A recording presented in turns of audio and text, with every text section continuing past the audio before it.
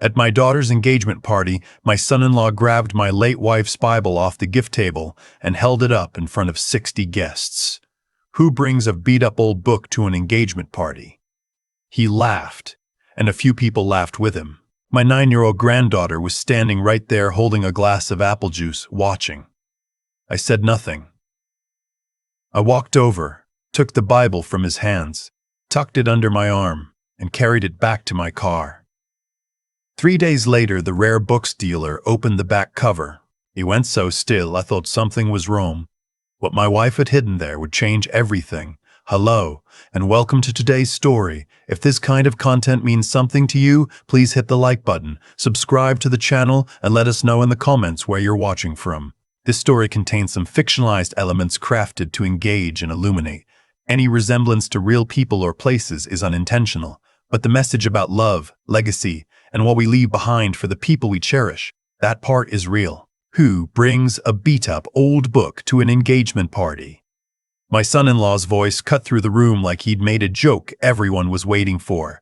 His name is Alden, 41 years old, commercial real estate, the kind of man who wears a watch that costs more than my car and wants you to know it. He held my wife's Bible up by the spine with 2 fingers, the way you'd hold something you found on the sidewalk.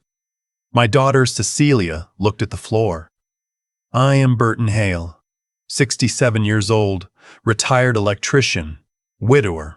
I have lived in the same house in Roanoke, Virginia for 31 years, the house where I raised Cecilia, the house where my wife Marguerite spent the last weeks of her life in the bedroom we shared for 38 years. Marguerite passed 14 months ago, pancreatic cancer. 11 weeks from diagnosis to the morning she stopped breathing, with me holding her hand and our granddaughter Lily asleep on the couch in the next room. The Bible had been Marguerite's mother's before it was Marguerite's. Dark brown leather cover, spine repaired twice with electrical tape because I never got around to finding a proper bookbinder. She carried it to church every Sunday for 40 years. She read from it in the hospital. She asked me to put it in Lily's hands when the time was right. I had brought it to the engagement party because Cecilia had asked me to. Bring something of Mom's to bless the occasion, she'd said on the phone 2 weeks before. So I wrapped it in tissue paper and drove 40 minutes to the restaurant Alden had rented out in Charlottesville. I hadn't expected him to hold it up like a prop. I didn't raise my voice. I've never been a man who shouts. I walked across the room, drew the gap in conversations that opened when people saw my face, took the Bible from Alden's hand without a word, nodded to Cecilia, who still wouldn't look at me, and walked out to my car. Lily ran after me. She caught the door before I closed it. Grandpa, are you okay? I looked at her. She had Marguerite's dark eyes, 9 years old and already better at reading a room than most adults. I'm fine, sweetheart. I put the Bible on the passenger seat. Get back inside before you miss dinner. I don't want dinner. She stood there a moment. Daddy said something mean. He isn't your daddy, I thought. He's been in your life for 2 years and he's never once asked how you're doing at school. But I didn't say that. Go on inside. I kissed the top of her head. I'll call you tomorrow. I drove home with the Bible on the seat beside me, and somewhere on Route 250, it occurred to me that the book felt heavier than I remembered. I noticed it when I set it on my kitchen table and the table shifted slightly, the uneven leg I'd been meaning to fix for a decade, rocking under the weight. I'd carried that Bible to Marguerite's hospital room twice a week for 11 weeks. I knew its weight the way I knew the weight of my own hands. I picked it up again, turned it over. The cover, the pages, the spine, same Bible, but heavier than it ought to be. I made coffee, decaf, because my heart doesn't appreciate caffeine anymore. I sat at the table and I opened the Bible the way I always had, but this time I looked at it instead of reading it.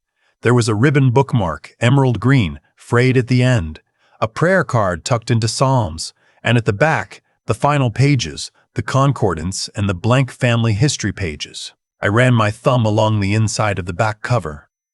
There was a thin seam, almost invisible. The kind of thing you'd only find if you were looking. Marguerite, I said to the empty kitchen, to the photograph of her in the refrigerator, to wherever she had gone. What did you put in here?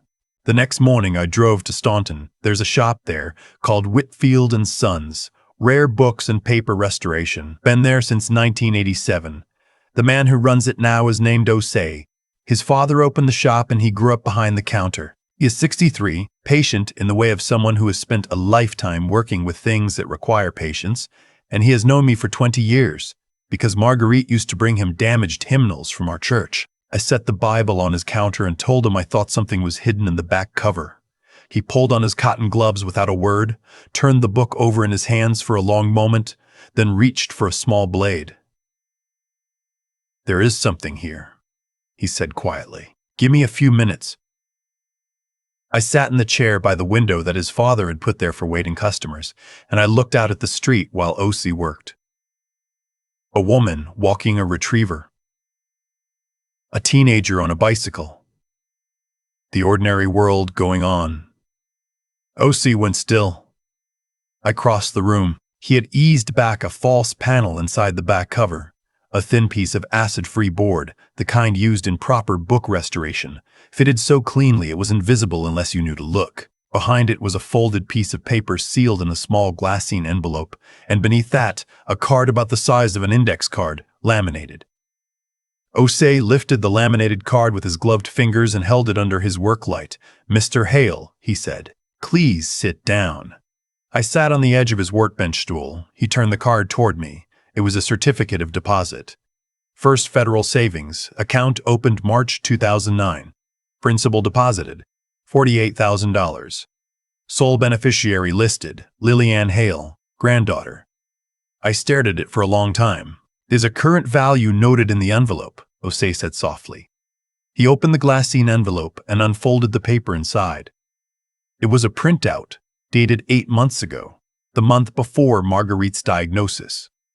Account value with interest accrued, $71,400. $71,000. Marguerite had put $48,000 into a savings account for Lily 14 years ago, told no one, and let it grow. I thought about where that money had come from. Marguerite had worked as a bookkeeper for a medical practice for 22 years, careful, methodical, quiet about money the way she was quiet about most things. I had never once questioned our finances because I never needed to. She handled it. I handled the house and the cars and the yard. That was our arrangement. She had saved $48,000 for our granddaughter without saying a word to me. Without saying a word to me. Without saying a word to Cecilia. I looked at the printout again. There was a note in Marguerite's handwriting at the bottom. In the margin, in the small, neat script I would know anywhere. For Lily's first door. Love, Grandma, her first door. A house. A home. A start. I drove home gripping the steering wheel too hard the whole way, and when I got inside I sat at the kitchen table and I let myself cry for the first time since the funeral. Not from grief, or not only from grief, from the particular devastation of realizing how far ahead of everything a person you love was thinking, how carefully they arranged the future for someone they wouldn't live to see in it. I called Patricia, who is my neighbor of 16 years and the closest thing I have to a best friend since Marguerite died. She came over within 20 minutes, sat across from me at the same kitchen table, and listened while I told her everything. "You have to be very careful," she said when I finished. "Alden is going to find out about this money. And when he does, he's not going to find out." She looked at me the way she looks at me when she thinks I'm being naive. Patricia is 70, a retired paralegal, and she has a gift for anticipating exactly how badly things can go. "Burton, he's marrying your daughter. If Cecilia knows about this account, Alden knows. And even if she doesn't know yet, the moment you take any steps to access it or transfer it, there will be a paper trail. Men like Alden find paper trails." I knew she was right. I had watched Alden for 2 years. He was charming in public and transactional in private. He treated Cecilia's house, the house she had bought before she met him, as though it was already his. He had suggested twice that Lily would benefit from a different school. A boarding school, actually. Up in Maryland. Very good academics, he'd said. Give her more opportunities. Lily was 9. She had never been away from home for more than a week. What does he want? I had asked Cecilia after the second conversation about Maryland. He wants what's best for her, Cecilia had said, and she believed it. Or she told herself she believed it, which is not quite the same thing. I called Jose back that evening. He had a lawyer he trusted, a woman named Francine who had handled some estate work for his father's shop. He gave me her number and told me to mention his name. Francine was in her early 50s, direct, thorough, and unbothered by complexity. I sat in her office the following Thursday with the certificate of deposit and the note in Marguerite's handwriting, and she read everything twice before she looked up. The account is in Lily's name as sole beneficiary. That means it passes directly to her, outside of any estate. Your daughter has no legal claim to it. Her husband has no legal claim to it. But Lily is 9. Right. Until she's 18, someone has to be her custodian for the account. Your wife listed you. Francine tapped the certificate. It's right here. Burton Hale, custodian. Your wife was thorough. She was always thorough. The question, Francine continued, is whether this becomes a point of contention in the family. If your daughter and her husband discover this account and contest your role as custodian, on what grounds? Francine met my eyes. That's what I want to discuss. Because there are things men like Alden do when they feel they're being cut out of money they believe should be theirs. Competency challenges. Guardianship petitions. Claims of undue influence. She paused. You could argue your wife was not of sound mind when she set this up. I thought about Marguerite at her kitchen table with her reading glasses on, writing checks in her precise hand, reviewing the household accounts with her adding machine, because she never fully trusted computers. She had been of sound mind every day of her life until the diagnosis. Can he make that stick? Not easily, not with me fighting it. But he can make it expensive, slow, and emotionally devastating. Francine set down the papers. I want to talk to you about what the next few months might look like. What the next few months looked like was this. Cecilia called me 3 weeks later, not to apologize for the party, but to ask whether Mom had left anything specific to Lily. Her voice was careful in the way it gets when Alden is nearby. I told her the Bible was with me and that I was keeping it safe. She said that was fine, and we talked about Lily's soccer season for 10 minutes. And when we hung up, I sat for a long time looking at the phone. She knew, or Alden knew and had asked her to find out. Either way, the question had been asked. I called Francine. They're probing, she said. Don't confirm anything. Don't deny anything. If they file any legal action, call me first. The legal action came 6 weeks later. A letter from Alden's attorney. Not a family law attorney, but a civil litigator from Richmond, which told me everything I needed to know about how seriously he was taking this. The letter alleged that Marguerite had been subject to undue influence in the final year of her life, that decisions made during that period regarding family assets should be reviewed, and that my role as custodian for any accounts benefiting Lily should be contested on grounds of potential cognitive impairment. Cognitive impairment. I had rewired a fuse panel the previous month. I drove myself to every appointment. I balanced my checkbook by hand. I had recently beaten Patricia at Scrabble 3 times in a row, which she will tell you herself is no small thing. I drove to Francine's office that afternoon with the letter on the seat beside me, in the same spot where I had carried Marguerite's Bible home from the engagement party. Francine read it once and set it down. He hired Mercer and Tillis, she said. They're aggressive, expensive, and they specialize in exactly this kind of challenge. She looked at me steadily. Burton, I need to ask you something. When Marguerite set up this account, was anyone else present? A bank employee, a notary, a witness? I thought. Her friend from church. They went to the bank together. Dorothea Ames. She went with Marguerite for the big things. Appointments, errands. After the hip surgery Marguerite had in 2009, she didn't like driving for a while. Is Dorothea still living? She's 81, lives in Salem. She's sharp as anything. Francine made a note. Get me her number. Dorothea remembered the bank visit with the clarity of someone who has lived long enough to know which memories matter. She remembered what Marguerite wore. She remembered the banker's name. She remembered Marguerite saying, clear as a bell, that she was setting this money aside for her granddaughter's future, and that she didn't want to discuss because she'd seen too many family arguments over money, and she wanted this to be clean and simple and Lily's alone. Dorothea told all of this to Francine over the phone, and then she said she would say it again in any courtroom they put her in. Francine also found the bank officer who would process the account. Still at the same branch, now the branch manager. He had notes in the file. Marguerite had been articulate, purposeful, clear about every decision. He had no recollection of anything unusual. He had every recollection of a woman who knew exactly what she was doing. The specialist Francine brought in for my cognitive evaluation was a neuropsychologist at the University of Virginia Medical Center. The evaluation took 3 hours. She tested memory, executive function, processing speed, attention, verbal recall. She had me describe the process for replacing a circuit breaker, which I did in detail while she made notes.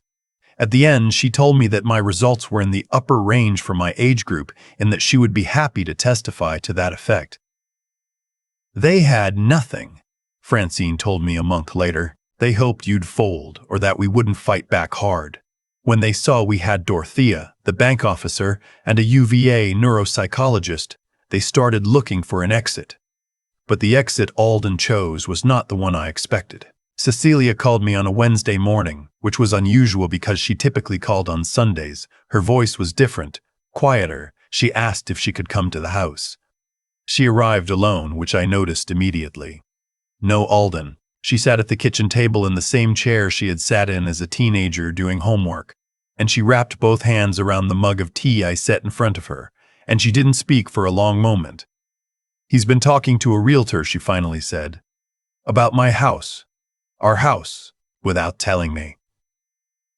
She looked at the table. I found the emails. He's been in contact with a realtor for 4 months. He had the house assessed. He was going to suggest we sell it after the wedding and move into something more appropriate for the next phase. And he was going to use my equity as the down payment on a property that would go in his name for tax reasons. I sat across from her and said nothing. Let her talk. I also found what he was looking for in Mom's things. Her jaw was tight. He told me he was just trying to understand what she'd left behind so we could honor it properly. That's what he said. Honor it properly.